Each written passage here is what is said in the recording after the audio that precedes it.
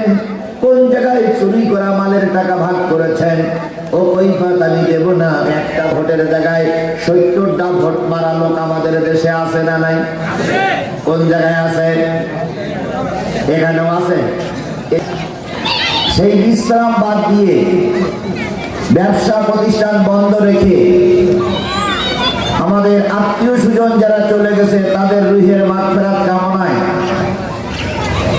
যে মালিক আপনাকে আমাকে বসার তৌফিক দান করলেন, সেই মালিকের দরবারে সবাই মিলে শুকরিয়া আদায় করছি, আলহামদুলিল্লাহ। সাইয়্যিদুল মুরসালিন, খাতামুন নবিয়্যিন, নবী রাসূলদের সর্দার, আমাদের প্রিয় ভাজন নবী, যিনি সুপারিশ না করলে কোনো মানুষ জান্নাতে যাওয়ার পরিবেশ সৃষ্টি করতে পারবেন না। সেই দয়াময়, সেই উদারতায় পরিপূর্ণ মায়া ভরা নবী, দরদি নবীর পরে দুরূদ আর সালাম সবাই মিলে বলছি সাল্লাল্লাহু আলাইহি ওয়াসাল্লাম। এখানে যতগুলো লোক উপস্থিত হয়েছে প্রথম একটা প্রশ্নের উত্তর দিবেন। যতগুলো লোক উপস্থিত হয়েছে কারোর কোনো আপন লোক মারা যায়নি এরকম একটা লোক হাত তোলেন তো,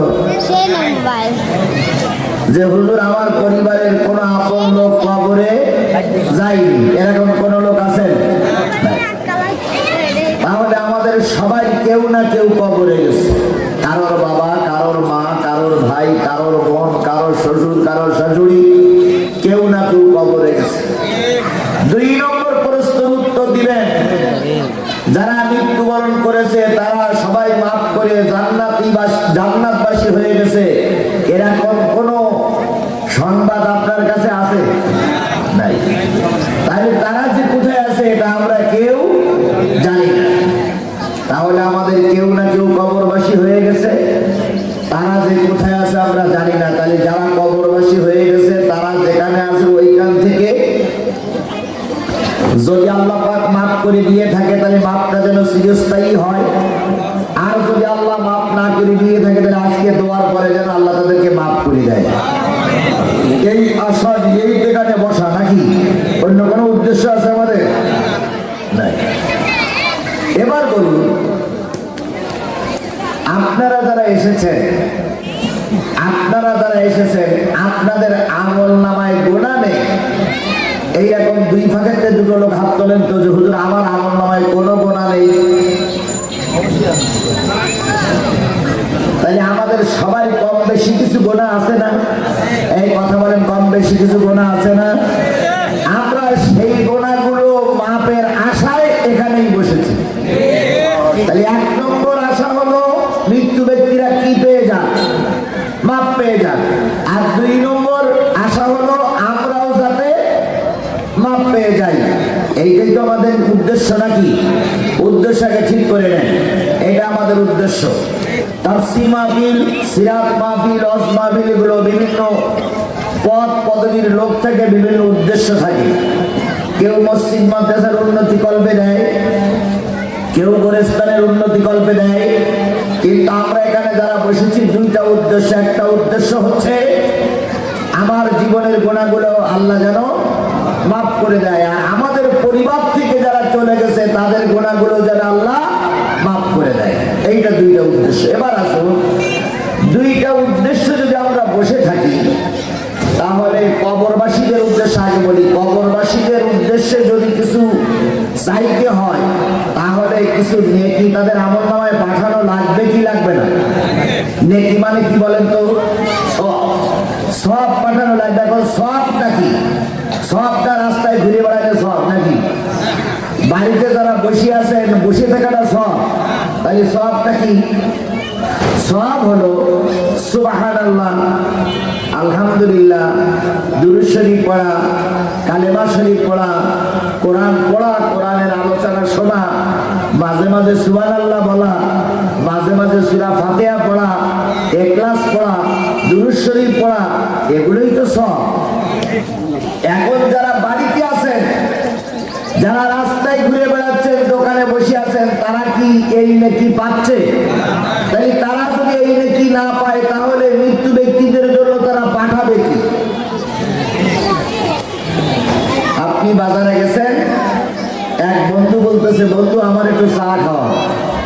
তা আপনি বলতেছেন, বন্ধু চা তো তোরা খাওয়াতে মন চায়, চা তো তোরা খাওয়াতে মন চায়, চা তো তোরা খাওয়াতে চাই, কিন্তু পকেটে যে টাকা নাই।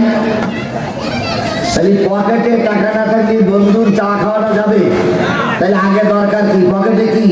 টাকা। তাহলে টাকা থাকলেই বন্ধুরে চা খাওয়ানো। এখন সব রেসার্চ আপনি করার জন্য বসেছেন, আগে কিছু সব আপনার দরকার, তারপর না আপনি পাঠাবেন, তারপর না আপনি রেসার্চ করবেন। যদি বলেন যে আমরা তো জোহরের নামাজ পড়েছি, ভাই জোহরের নামাজ সব রেসার্চের জন্য নয়, আসরের সালাত সব রেসার্চের জন্য নয়, জোহরের সালাত আসরের সালাত আল্লাহর একটা হুকুম। আল্লাহর এই দুনিয়ায় আছেন, আল্লাহর এই বাতাস খাচ্ছেন, আল্লাহর এই রোদ দিয়ে আপনি ফসল করতেছেন, আল্লাহর এই দুনিয়ায় সুস্থ হয়ে আছেন। তাই আল্লাহ বলতেছে, আমার দুনিয়ার সবকিছু ভোগ করতেছ, আমার হুকুম জোহরের 4 রাকাত সালাত আদায় করো। এটা আল্লাহর হুকুম, আল্লাহর নিয়ামত খাচ্ছেন, তাই আল্লাহর হুকুম পালন করেছেন। এতে যে নেকি দেবে, সে নেকি আপনার সব রেসানি হবে না। তাহলে সব রেসানি করতে গেলে বাড়তি কিছু নেকির দরকার, সেই নেকির উদ্দেশ্যে আমরা এখানে কি বসেছি। আশেপাশে যারা আছেন, ঘুরতেছেন, মাইকের আওয়াজ পৌঁছে যাচ্ছে, বুকে হাত দিয়ে বলুন তো, দেখুন তো আপনার কেউ কবরে গেছে কিনা। যদি গিয়ে থাকেন, কিছুক্ষণের ভিতর আমরা মোনাজাত শুরু করব। মোনাজাতে নেকিগুলো যখন পৌঁছায় দেব, একই গোরস্থানে আপনার বাবা, মোকাল্লেমের মা, মোকাল্লেমের বাবা, মেম্বার সাহেবের বাবা ঘুমায় আছে। ফেরেশতা দিয়ে বলল, ও মোকাল্লেমের মা কই, মোকাল্লেমের বাবা কই, মেম্বার সাহেবের বাবা কই? তারা বলল, কেন কি হয়েছে? কই, তোমার ছেলেরা আজকে দুপুরবেলা অমুক জায়গায় দোয়ার অনুষ্ঠান করে তোমাদের জন্য নেকি পাঠিয়েছে। আল্লাহ সেই নেকিগুলো তোমাদের আমল নামায় দিয়েছে, তোমাদের কবরের আযাব একটু হলেও হালকা হয়ে গেছে। ওই মোকাল্লেমের মা, মেম্বার সাহেবের মা, সভাপতির মা, এখানে যারা এসেছেন তাদের বাবা, তাদের মা, আমল নামায় যখন নেকি পৌঁছে গেল, তারা যখন একটু খুশি হলো, পাশে যাদের আত্মীয় স্বজন আজকের দোয়ার অনুষ্ঠানে বসেনি, কিংবা তারা সব রেসানি করেনি, কিংবা তারা দোকানে ঘুরে বেড়াচ্ছে, তারা এখানে আসি নাই, তাদের মা কাঁদবে, তাদের বাবা কাঁদবে। আল্লাহ, এই দোয়ার অনুষ্ঠানে যারা গেছিল তারা কোন সন্তান রেখে আসলো, আর আমি কষ্ট করে, মেহনত করে, পরিশ্রম করে আমি কোন সন্তান রেখে আসলাম। আমার মৃত্যুর পর তারা আমার জন্য দোয়া করে না, অথচ ওই মাহফিলের ভিতরে যত লোক ছিল তারা সবাই দোয়া করেছে, তাদের আত্মীয় স্বজনকে আল্লাহ মাফ করে দিয়েছে। আমি এমন নাফরমান সন্তান রেখে এসেছি, আমার কথা তারা একরকম ভুলেই গেছে। কবরে শুয়ে শুয়ে ওই মৃত্যু লোকগুলো দোয়া করে, আল্লাহ, ওরা যেমন আমাদেরকে ভুলে গেছে, তুমি তোমার রহমত ওদের থেকে উঠায় নাও, ওদের পরিবারে গজব দাও, ওদের পরিবারে অশান্তি দাও, ওদের পরিবারে রোগশোক দাও, ওদের পরিবারে বালা মুসিবত দাও, ওদের আয় রোজগার থেকে বরকতটা উঠায় নাও, ওদের সংসারে অভাব অনটন দিয়ে দাও। একদল দোয়া করবে আপনার আমার কল্যাণের জন্য, আর একদল যারা দোয়া করতে আসতেছেন না, তাদের বাপ মা তাদের জন্য বদদোয়া করবে। তাই আশপাশে মাইকের আওয়াজ যতদূর পর্যন্ত যাচ্ছে, একটা মিনিট খেয়াল করুন, আপনি আপনার মৃত্যু, পিতামাতার বদদোয়া চান না ভালো দোয়া চান, এখনই সিদ্ধান্ত নিতে হবে। যদি ভালো দোয়া চান, তাহলে আর দেরি না করে আমরা সবাই দোয়ার অনুষ্ঠানে চলে আসি।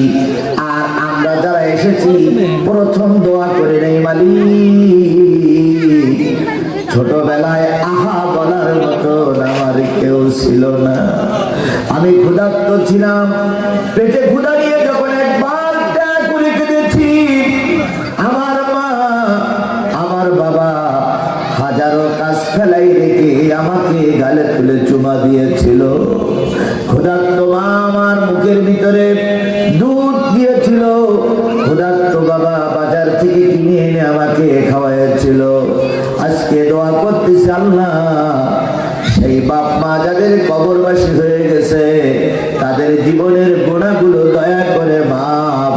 দাও। বলুন তো পৃথিবীতে মায়ের সেইতে আপন আর কেউ আছে? এই কথা বলুন, পৃথিবীতে মায়ের সেইতে আপন আর কেউ আছে? মা কত বড় আপন, খেয়াল করুন। ছোটবেলায় আপনি আমি যখন একেবারে ছোট ছিলাম, একেবারে যখন শিশু ছিলাম, মা আমাকে নিয়ে ডান পাশে করে নিয়ে ঘুমায়েছে। কখন জানি আমার পেশাব জেগেছে, হিসু জেগেছে, আমি মায়ের ডান পাশে পেশাব করে দিয়েছি, মাকে বলতে পারি নাই। কিছুক্ষণ পর মা দেখলো আমার তলায় ভিজে, মা আমাকে কোলে তুললো। এরপরে মা পেশাবের কাপড়টা পরিবর্তন করে মা আমাকে বাম পাশে করে নিয়ে ঘুমায়েছে। আবার পেশাব লেগেছে, আমি বলতে পারতাম না, আমার বলার শক্তি ছিল না, বাম পাশে পেশাব করে দিয়েছি। মা আমাকে গলা ধাক্কা দিয়ে বের করে দেয় নাই। মা ডাইন পাশে ভিজা বাম পাশে ভিজা বলে জনম দুঃখিনী মা নিজে ভিজা কাপড়ের পরে শুয়েছে, আর আমাকে মা বুকের পরে করে নিয়ে ঘুমায়েছে। কথাগুলো কি ঠিক বলতেছি না বেঠিক বলতেছি? কথা বলেন, কথাগুলো ঠিক না বেঠিক? একবার বিশ্বাস না হয় আপনার স্ত্রীর কাছে আপনি জিজ্ঞেস করে দেখুন। যেহেতু একই কামরায় থাকেন, একই বিছানায় থাকেন, আপনিও জানেন। কিছুক্ষণ পর আবার মার বুকের পরে পেশাব করে দিয়েছি। মা ঠান্ডা পানিতে মায়ের ঘুম হয়ে গেছে। মা দেখলো সন্তান ডাইনে পেশাব করে ভিজাই দিয়েছে, বাম পাশে পেশাব করে ভিজাই দিয়েছে। বুকের পরে পেশাব করে যখন মায়ের বুকটা ভিজাই দেই, একটা মা বা একটা বাবা হাত তুলে বলুন তো, আমার স্ত্রীর বুকের পরে আমার সন্তান পেশাব করে দিয়েছিল, তাই আমার সন্তানকে ঘাড় ধরে আমার সন্তানকে ঘরের থেকে ছেলে বাইরে ফেলাই দিয়েছিল, এমন কোন মা কি আমাদের সমাজে আছে? আর কথা বলেন আছে? মা এবার উঠল, বাবাকে ডেকে বলল সন্তানটা একটু ধরো। সন্তানটা বাবার কাছে গিয়ে মা জননী গেলেন অষ্টমীর ভিতরে, কাপড়গুলো সব খুললেন, নতুন কাপড় পরলেন, ছেলেটারে ধুয়ে মুছে মেয়েটারে ধুয়ে মুছে দুই গালে দুটো চুমা দিয়ে কয় সোনামণি আমার, তোমার ঘুমের যাতে ব্যাঘাত না ঘটে এই জন্য তোমার নতুন কাপড় চোপড় পরালাম। ও আমার শেরপুরের মুসলমানেরা, যে মা আপনাকে ডান পাশে নিয়ে ঘুমাইছে, বাম পাশে নিয়ে ঘুমাইছে, বুকের পরে করে নিয়ে ঘুমাইছে, যে বাবা তোমাকে আমাকে ছোট্টবেলায় বাজার থেকে রকমারি মিষ্টি এনে খাওয়ালো, যে বাবা তোমার চাহিদাগুলো পূরণ করার জন্য ঈদের দিন সবার নতুন কাপড় কিনেছে, বাবার কাপড়টা পুরানোই থেকে গেছে। ঈদের দিন যখন নতুন জামা পরে সন্তানেরা ঈদগার ময়দানে যাচ্ছে, স্ত্রী জিজ্ঞেস করছে তুমি নতুন জামা পরবা না, নতুন কাপড় তো কিনলে না।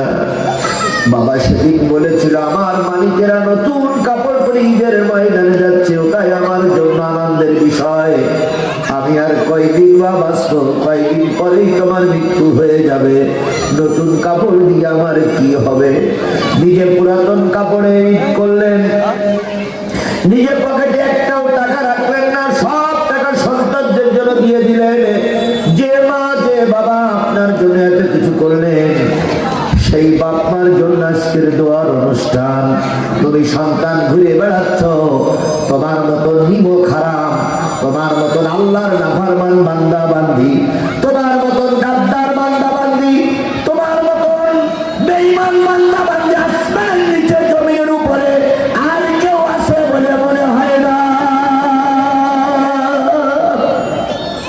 এই জন্য আজকের অন্য যাই হোক, পিতা মাতার সম্পর্কে দুই চারটে কথা বলে দোয়া করবো ইনশাল্লাহ। এই জন্য আশেপাশের যারা আছেন, আমি চিন্তা করছি 4:30টায় শেষ করব। এখন কয়টা বাজে দেখেন তো? 4টে বাজতে গেল, আর আধা ঘন্টা 35 মিনিট পরে আমি দোয়া করবো ইনশাল্লাহ। আপনারা মেহেরবানি করে যে যেখানে আছেন এই অল্প সময় আধা ঘন্টা 35 মিনিট 40টা মিনিট দয়া করে এই সওয়াব রেসালের অনুষ্ঠানে বসুন। আমরা বসেছি, আল্লাহ আমাদের মা বাপ আপনজন যারা কবরবাসী হয়ে গেছে সবাইকে আল্লাহ মাফ করে দিক। সকলে মিলে বলছে আল্লাহুম্মা আমিন। আরেকটু জোরে বলুন তো আমিন। আমি আপনাদের খেদমতে তিরমিজি শরীফের একটা হাদিস, সূরা বাকারার একটা আয়াত, একটা কোরআনের আয়াত আর তিরমিজি শরীফের একটা হাদিস পড়েছি সকলের উদ্দেশ্যে, সকলের জ্ঞাতার্থে।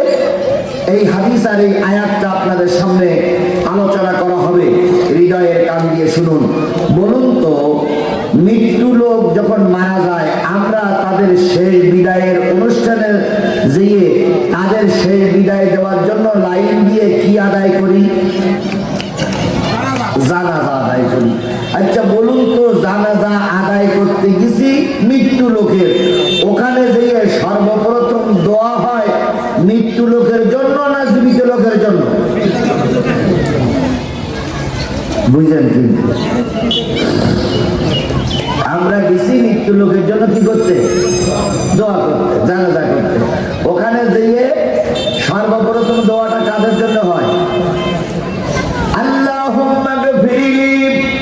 তারপর কি জানেন না? মনে হয় ও জানারও দরকার নেই। সারা জীবন পড়লাম তো কোনো মুদ্রার ব্যক্তি উঠে এসে বললো না যে জানাজা হয়নি।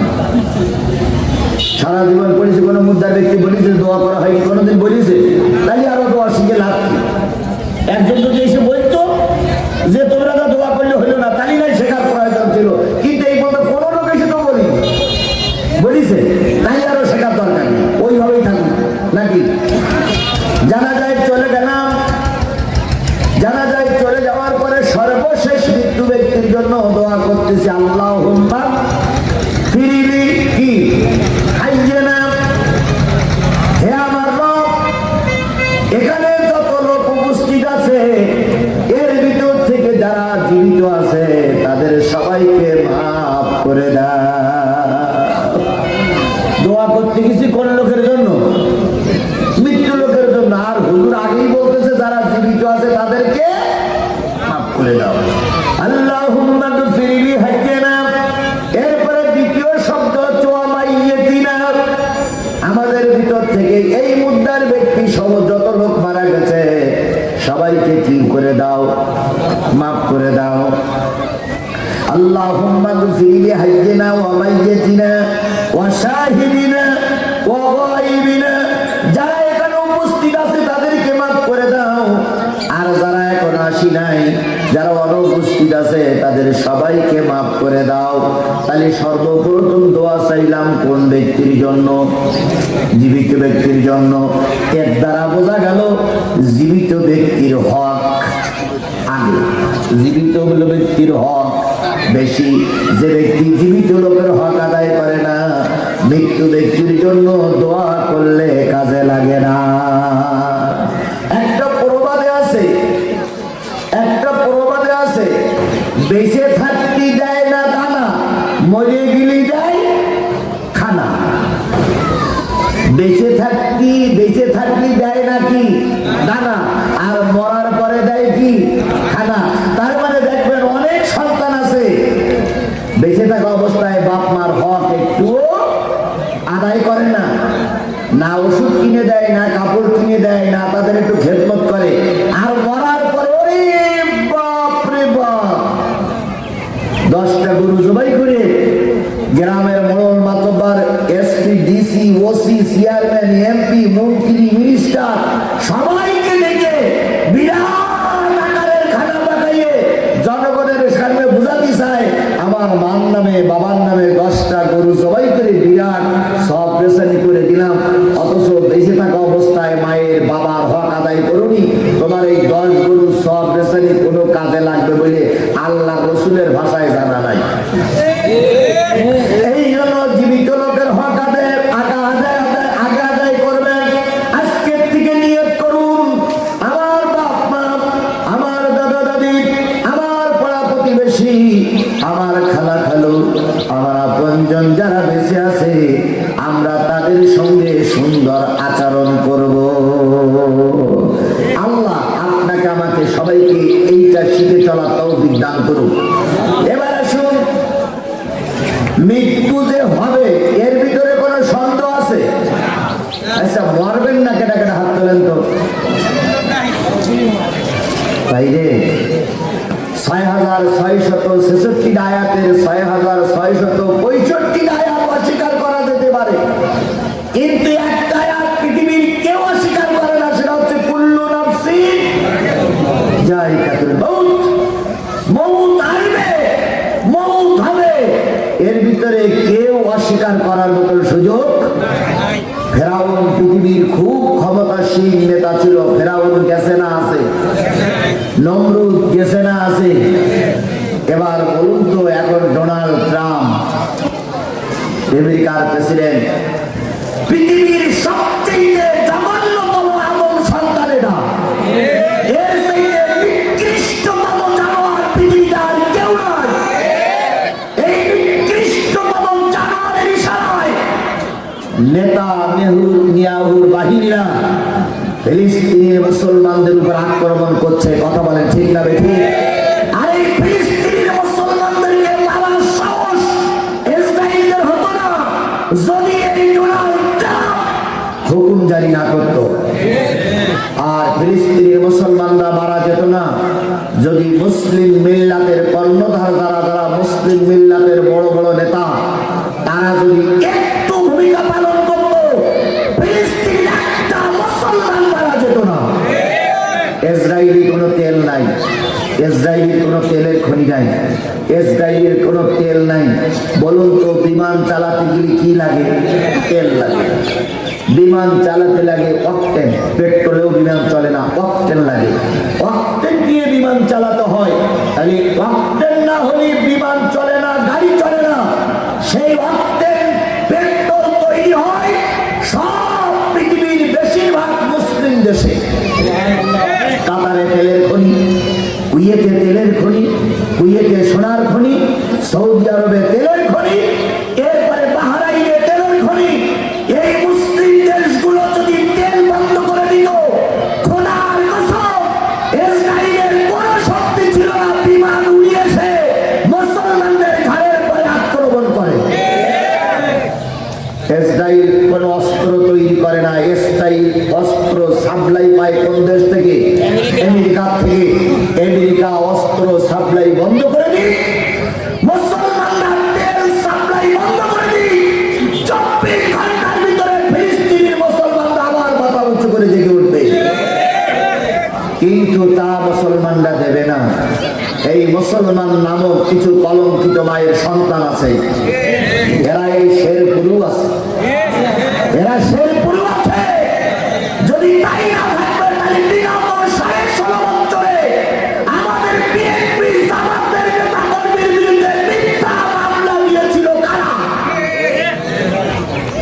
তারা এই শেরপুরি নেই? এই কথা বলেন, তারা শেরপুরি নেই? তারা হয়তো একটু মাথা নিচু করেছে, কিন্তু এখনো পরিবর্তন হয়নি। ওরা এবার ঘোষণা দিয়েছিল শেখ হাসিনা এবার ঈদ নাকি বাড়ি এসে ঈদ করবে। কি বকল দাঁড়াইছেন, বলছি এবার শেখ হাসিনা আয় রে, আয় রে, আয় রে। আইছে আইছে, আবার এখন সুদ তুলেছে। শেখ হাসিনা ঈদের সময় অসুস্থ ছিল বলে আসতে পারিনি, কুরবানি কি আসবে। আর আমরাও কুরবানির ছুরি ভালো করে ভাত দিচ্ছি। কথা বলেন, কথা বলেন, কথা বলেন। আমরাও কুরবানির ছুরি ভালো করে ভাত দিচ্ছি। তোমার শেখ হাসিনা ধরবে, শেখ হাসিনা সহ শেরপুরি যে কোনো আনন্দ মিছিল করবার সব করার আগে ভাঙিছি পা, আর এবার জান্নাত থেকে মাথা আলাদা করে ফেলা হবে। কারণ প্রথম ভুল হয়ে গেছে আমাদের ক্ষমা করা। ওই সময়টা ক্ষমা করা আমাদের চরম ভুল হয়েছে। কথা বলে ঠিক না বেটি? ওই সময় 3 দিন যে অরাজকতা ছিল, যদি একটু দরদ না দেখে মোটামুটি একটু ঠ্যাং ভেঙে দিতে পারতাম, তাই এখন আর বাগবাকুম করতে পারত না। তাহলে ফেরাউন গেছে না আছে, নমরুদ গেছে না আছে, শেখ হাসিনা যাবে না থাকবে? গেছে এবং আর থাকবে না। তাহলে প্রত্যেকটা মানুষকে মৃত্যুবরণ করা লাগবে কি লাগবে না? তুমি আর আমি বিএনপি করি আর জামাত করি আর আওয়ামী লীগ করি আর জাতীয় পার্টি করি না কেন, কবরে যাওয়া লাগবে কি লাগবে না? কবরে প্রশ্নের উত্তর দিতে হবে, কথা কি আপনাদের বিশ্বাস হয়? বিশ্বাস হয়? তাহলে কবরের 3টি প্রশ্ন শুনতে শুনতে আমাদের মুখস্থ হয়ে গেছে। মান রব্বুকা, মান দীনুকা, মান নাবিয়ুকা। এ কটা প্রশ্ন শুনতে শুনতে আমাদের শোনাও মুখস্থ, উত্তরও মুখস্থ। কিন্তু আমি ওই দিকে যাচ্ছি না।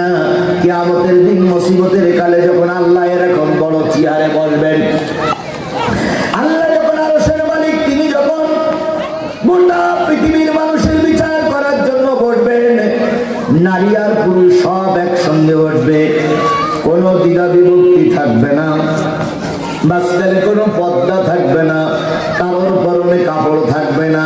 কে শেখ হাসিনা আর কে খালেদা জিয়া আর কে আল্লামা সাঈদী দেখার কোনো সুযোগ হবে না।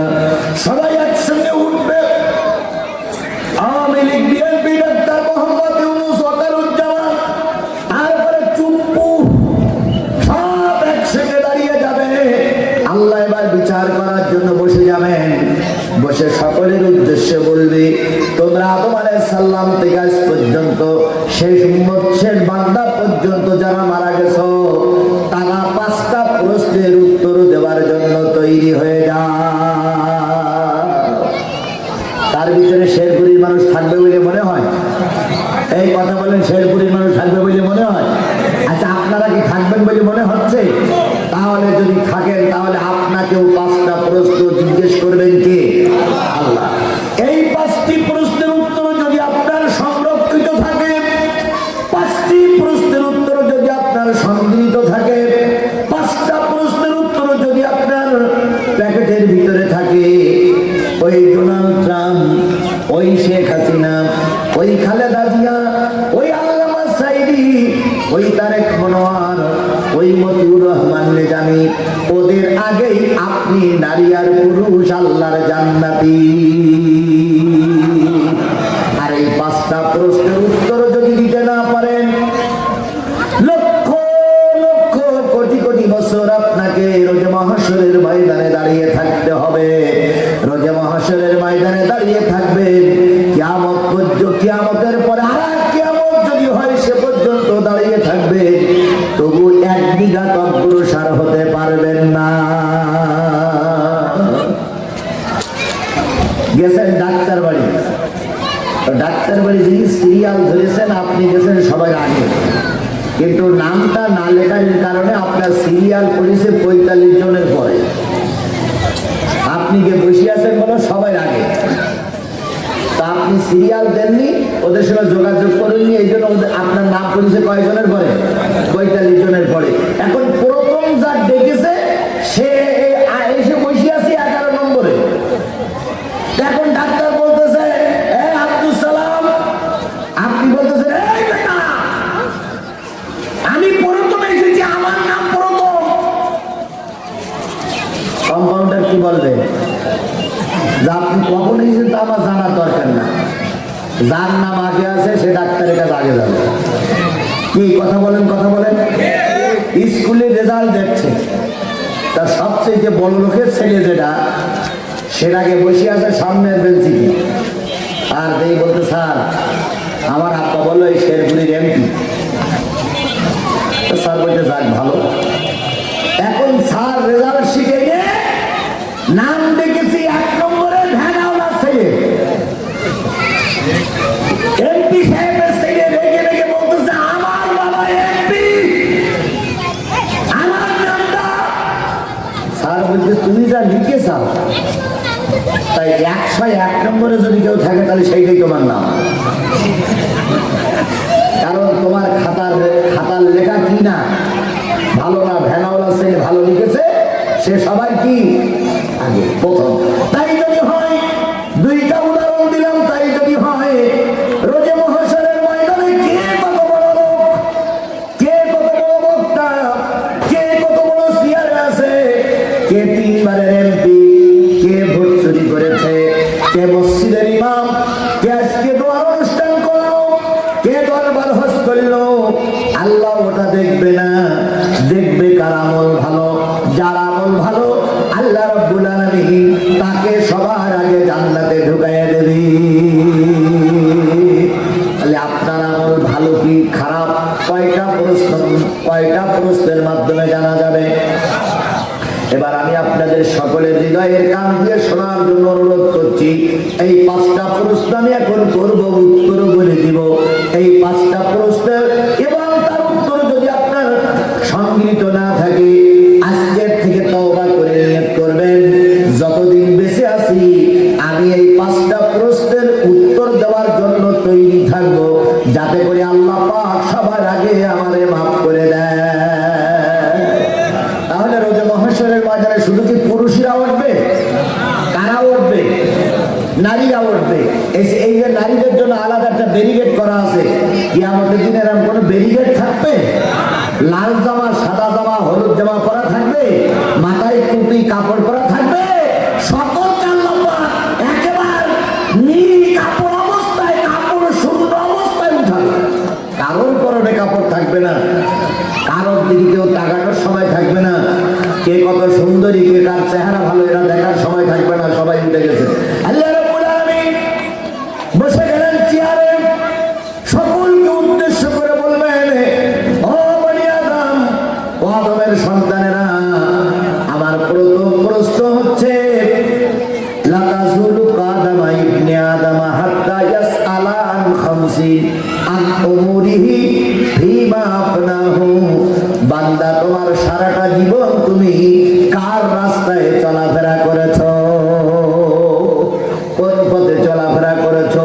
কোন রাস্তায় চলেছো?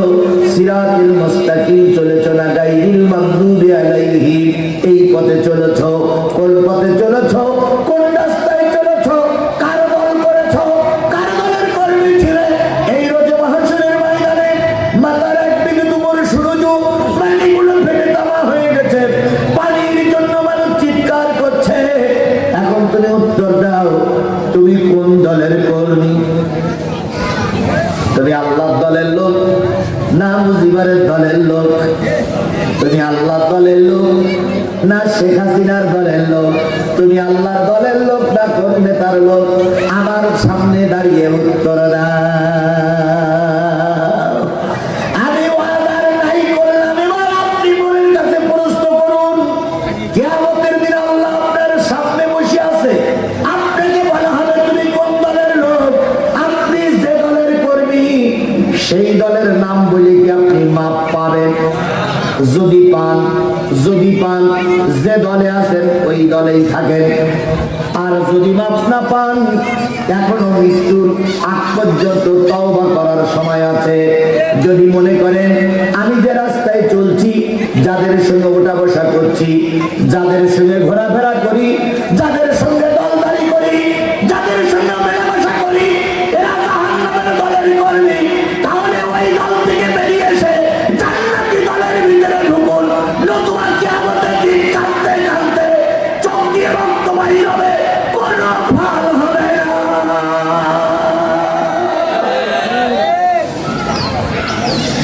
এরপরও কিছু লোক বলবে, হুজুর কি বললেন তা বললাম না তো। বসবা না, কারণ তোমার গুগলে এখনো চুল উঠিনি।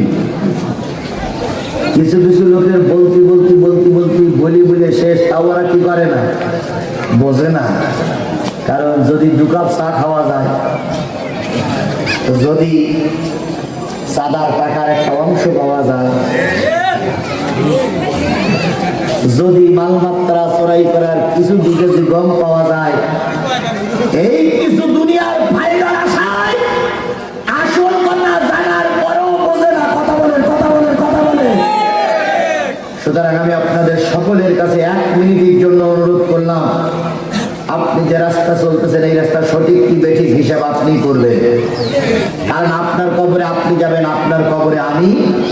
শুধু এতটুকু বলে দিতে পারি, আল্লাহ মোকাল্লেমের সঙ্গে আমার বন্ধুত্ব ছিল, মোকাল্লেম যাচ্ছে তুমি দেখে নিও, কিন্তু মোকাল্লেমের আমলের হিসাব আমি দেব না, কে ওর হিসাব ওকেই দিতে হবে।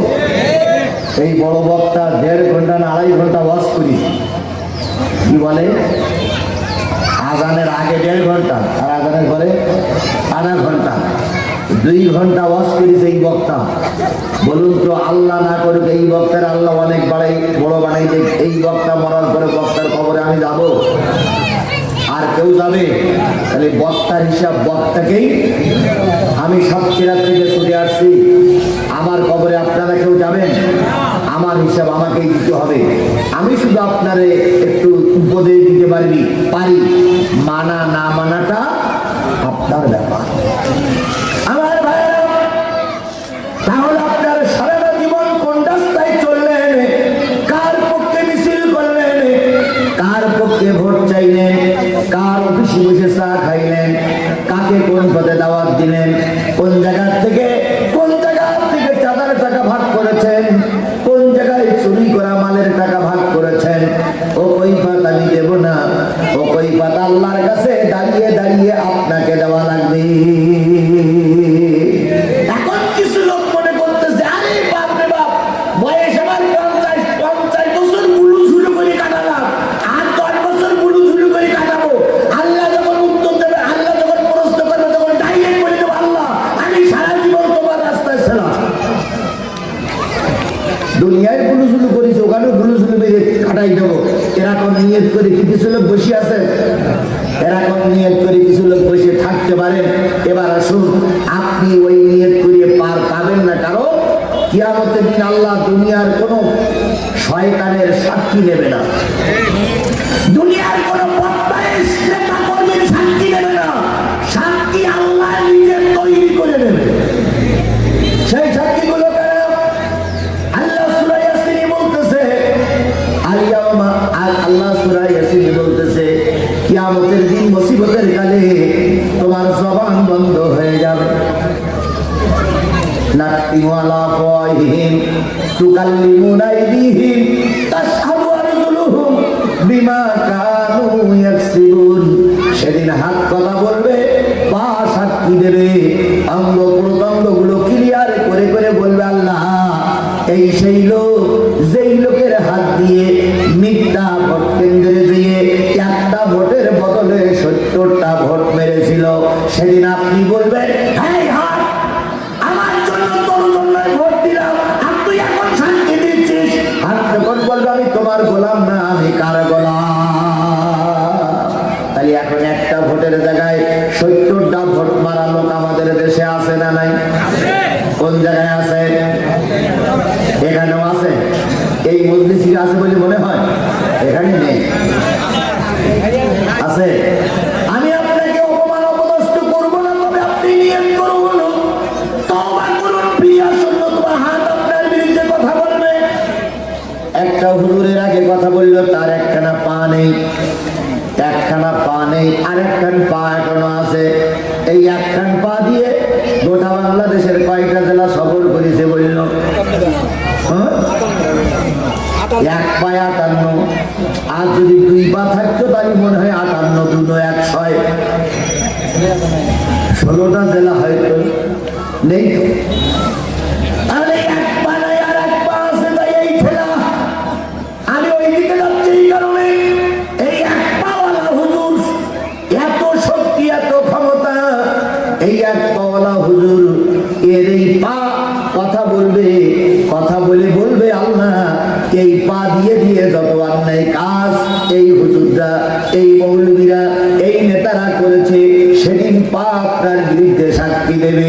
আমাদের রকিবুল ভাই বেঁচে গেছে, আমার 2 পা সাক্ষী দেবে, ওর 1 পা সাক্ষী দেবে, কারণ ওর একখান কি নাই, ও বেঁচে গেছে না ভাই, ও বেঁচে গেছে, ওর পা একখান, আর আমার পা দুখান, আমি মহা বিপদে আছি।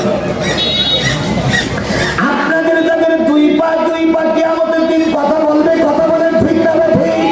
তাহলে আপনার হাত কথা বলবে, পা কথা বলবে, 2 চোখ কথা বলবে, কান কথা বলবে, জিহ্বা কথা বলবে। সেদিন মিথ্যা বলার কোনো সুযোগ না, জবান কি হয়ে যাবে? বন্ধ। 1 নম্বর সাক্ষী। আল্লাহ বলবে, বান্দা এ থেকে তুই খুশি? তখন বলবে, আল্লাহ এই হাত তোমার বডির সঙ্গে লাগাই দিয়েছিল, এ মনে হয় ঘুষ খেয়েছে, এই জন্য আমার বিরুদ্ধে সাক্ষী দিচ্ছে। আল্লাহ বলবে, তাহলে তোর হাত পা বন্ধ থাক।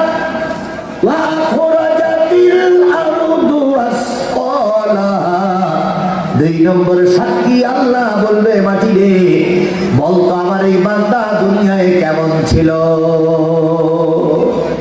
আরে বাপ রে বাপ, সে মেহেরপুরীর মাটিতে দাঁড়িয়ে কলার নাড়া দিয়ে পা